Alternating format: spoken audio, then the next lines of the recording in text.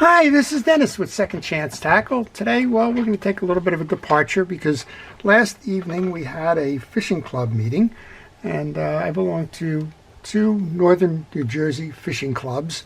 One of them has a focus on the Hudson River, called the Hudson River Fishermen's Association. The other one has a focus on saltwater fishery, and that's called the Saltwater Anglers of Bergen County. And in New Jersey, as well as many other states, there are always the opportunity to align yourself with fishing clubs. It's just a great opportunity to meet people with similar interests, to share your experiences, to learn from them, and well, just to have a good time overall. So last night was special because we had a swap meet, which usually coincides with the holiday. It's an opportunity for us to bring some stuff we no longer use and maybe to acquire some stuff that somebody else no longer uses. And whether you buy it or trade it or whatever, it's generally a good time overall. You get a chance to ask folks where they're fishing, what they're fishing for, why they're not using the equipment, and well, just learn from your collective experiences. I want to encourage you to join a local fishing club, help support the environmental efforts that they often lead.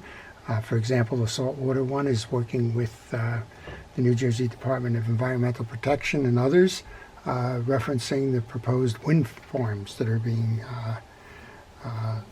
suggested off of our coast.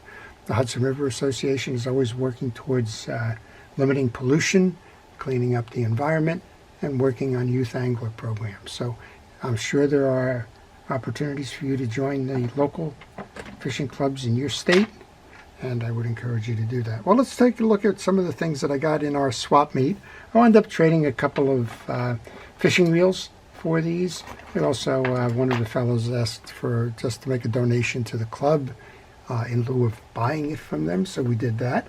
And well, some of these are going to be interesting. We'll talk about them, and well, we'll talk about what happens next.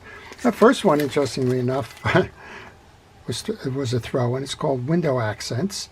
Apparently there's a whole bunch of fish here, whether it's rainbow trout or bass or whatever it is, as appliques, and I'm not sure where you're going to go with these in terms of putting them on a car or a notebook or what have you, but they are available. I think they took the one out that they probably wanted, and the rest are here. And this is going to be a giveaway, so stay tuned for this, and I'll tell you how you can win this giveaway. The next thing, well, I talked earlier about my grandson who's taken a passion in airbrushing and learning how to refinish fishing lures, and I found that a fellow had these. These are kind of curious, and well, let's just show you what we got here, other than a plain old box. These look like they were either ordered, as a kit to make them, because I have, 6 of these that are all quite similar. They are wooden plugs. They look like maybe they were finished with a hot iron or whatever to kind of just put some accents on there, some stripes, and a little stick-on eye, and then varnished over. It doesn't look like there's too much beyond that other than this is a wood plug. I think this would be a great opportunity for him to try some paint schemes. These are poppers, and typically we would use these in the striped bass fisheries and the like. And what's unusual about these is, well, they have to go back quite a ways because these are wooden plugs. So there's 5 or 6 or 7 of them. Some of them have the initials, I'm going to assume, of the fellow who was doing this in there. Looks like they just majored with that wood burner, right? And then there's a couple more in here. Here's another one. These are clearly homemade plugs, or they're not commercial. But again, the idea here is to gain skill with my grandson, and I think well, he'll have the opportunities to do this. I like this one. This one's got Google eyes inside of it, probably from a doll or something. I don't know. And then one in the back here again shows you a little bit of that idea of the wood burner here, a popper, a little bit broader in circumference, but pretty much the same thing. Just give you some ideas. Now this one I think for the most part was brush painted. He's doing airbrushing, and I can't wait to see the results that he gets from that. The second one, well, I did the same thing. I've been looking for him for project plugs, and here's the second box. This one I need to find out more about, and maybe our if our channel viewers can help me with these. I don't mind him painting up things, but if things have value to them, I'm just kind of curious, just so that he knows that they may be rare plugs, and maybe there's something that he wants to either collect or pass on, or maybe have me pass on, rather than just painting them up and maybe destroying any value that they may have. So let's just take a look at a couple of them. There's several of them here that have this bent lip on them, and this one has the imprint on it. It says CCB Company, Garrett, Indiana. So I don't know. Maybe I'll do an internet search on that. Clearly an older plug. You always tell the older plugs, they have, this probably is wood-bodied, the metal ferrules here coming through that run the hooks off of them. I got that one. There's a second one here, different paint scheme.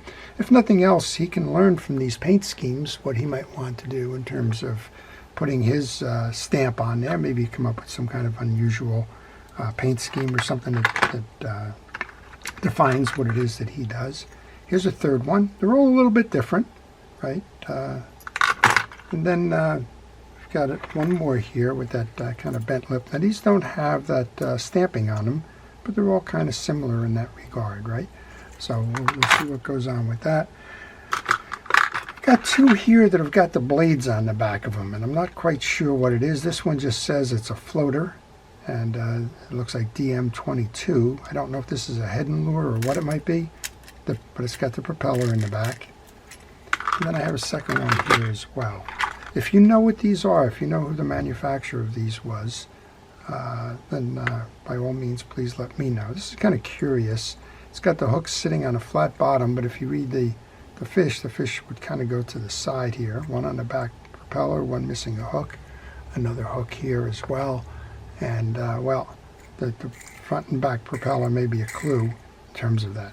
I am not a lure expert by any means, and, well, if you can help me identify them and tell me which ones he should paint and which ones maybe he should just kind of put on a rack somewhere or display, that would be great too. This one's a good example of something that has a good paint scheme to it.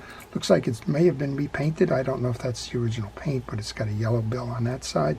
And this says thin fin, hot and something. I can't make out the rest of it. Well, whatever. Kind of a large, broad-billed plug. And then we have a jitterbug. I think we're all familiar with the jitterbugs. Interestingly enough, if you read these, it's Fred Abergast, and it says Akron, Ohio. So Akron, Ohio has had a long history of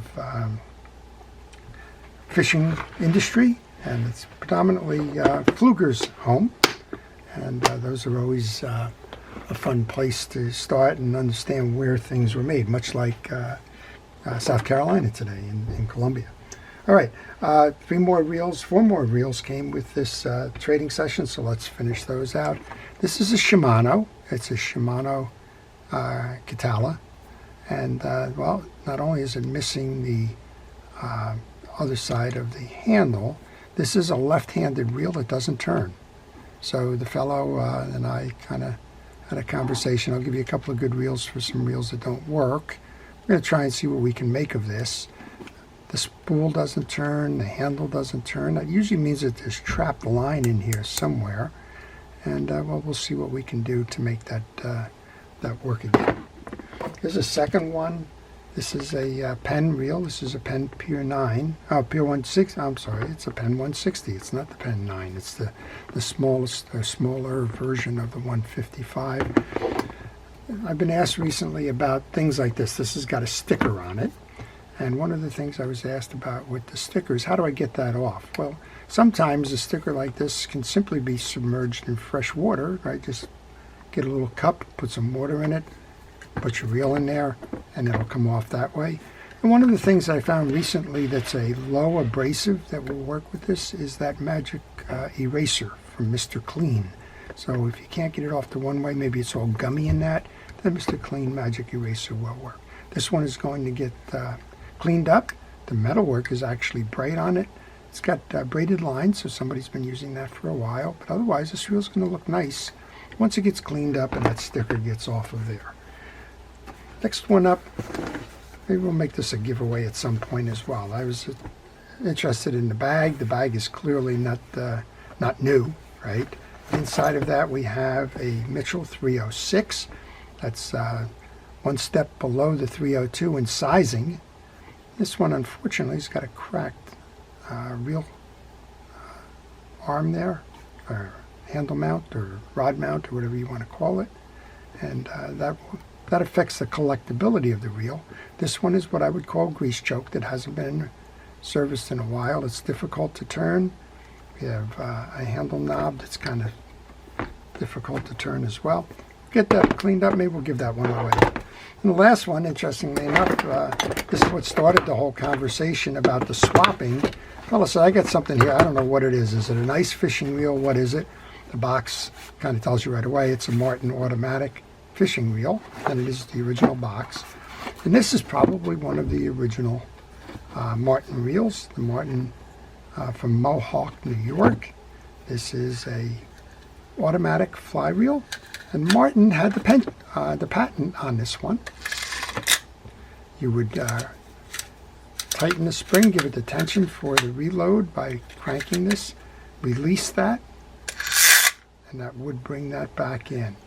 That patent, I think I've mentioned on more than one broadcast, the patent was applied to retractable measuring tapes and retractable dog leashes, of all things. So he was pretty good in patenting that, and then making sure that patent usage, well, he got compensated for it. I hope you've enjoyed that. Okay, so how do you win the giveaway? You simply have to like the video and leave a comment in the comments section below that says I'm a subscriber or would like to be entered into this drawing for your chance to win. I hope you've enjoyed that. If you like these kinds of things, please let me know. If you want to see more of these, please subscribe. And if you know a first responder, please thank them. I'm always indebted to the folks that keep us out of harm's way, our police, fire, safety, and rescue. And, well, I hope you thank them as well. I want to, again, encourage you to join a local fishing club and take advantage of the community, because fishing's not only about fishing, it's about making friends and sharing those common experiences. This is Dennis with Second Chance Tackle, wishing everybody a great day.